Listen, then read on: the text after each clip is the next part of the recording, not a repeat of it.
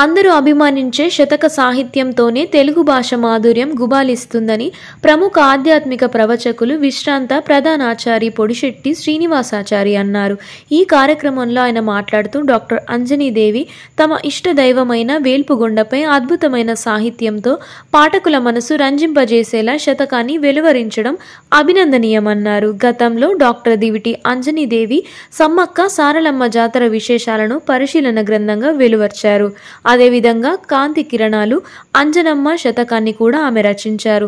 తాజాగా తన ఇష్ట దైవమైన వేల్పుగొండ లక్ష్మీ నరసింహ శతకాన్ని రాయడమే కాక ఆ స్వామి వారికి ఈ గ్రంథాన్ని అంకితం ఇవ్వడం విశేషమన్నారు.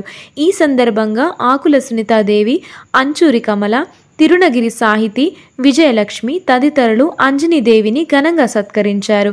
ఈ కార్యక్రమంలో హైకోర్టు న్యాయవాది అరుణ్ కుమార్, నిరంజన్ కుమార్, టి నరేందర్ తదితరులు పాల్గొన్నారు.